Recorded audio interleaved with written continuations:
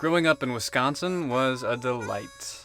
One of the things we did as teens religiously was gather around a campfire at night.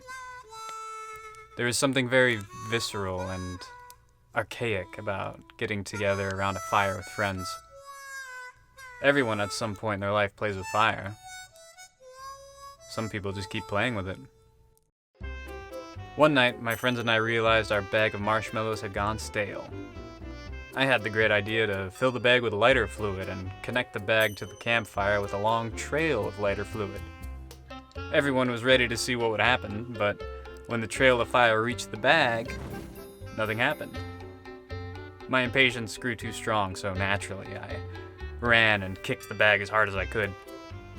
There was a bright flash of light, and we all bore witness to the beauty of 30 flaming mallows scattering into the night sky like a meteor shower. At first, we were all stunned with amazement. Then, panic set in when we realized there was now 30 tiny fires burning on my mother's cherished grass. And I'll never forget the emotional roller coaster we went on.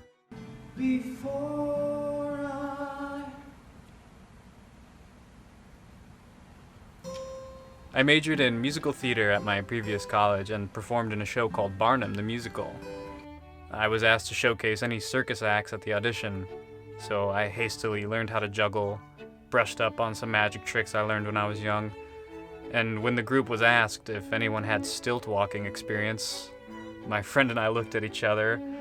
We lied and said that we did.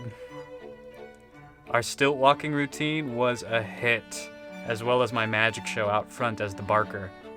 Ever since then, circus became a big hobby of mine. It slowly grew more dangerous as I got older and I started juggling hammers, then knives, then fire. I even had the chance to perform in another circus-themed musical at a professional theater here in Florida, but this time for a paycheck. It's a little strange to possess a hobby that both of your parents can't even bear to watch. My mother is very supportive, but I understand why she doesn't like to watch her son playing with fire. Obviously, it's amazing to see, but every time, I've watched you, I hated it, okay? Then I saw these videos of a guy named Shade Flamewater on YouTube, and his fire eating act was out of this world. I was in New York City at the time as a working actor and noticed he was giving lessons on fire eating in a small venue in Brooklyn. I quickly learned that not only is he a great performer, but he's a hell of a teacher too.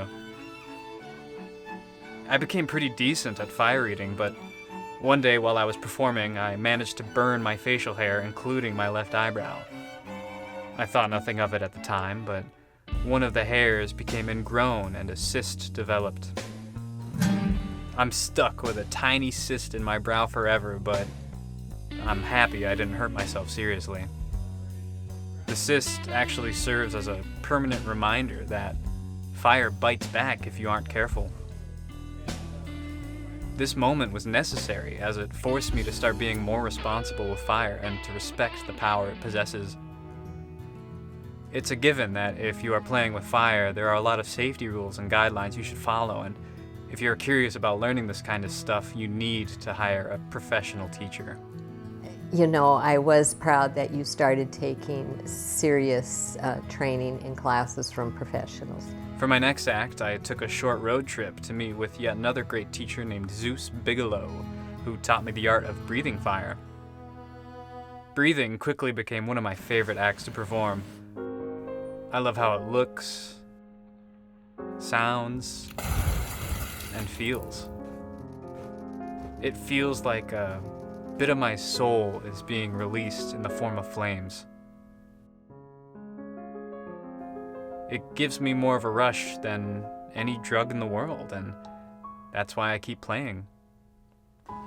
I've struggled with depression for parts of my life, and that shadow of darkness that sits dormant in my head disappears when that ball of fire illuminates the night.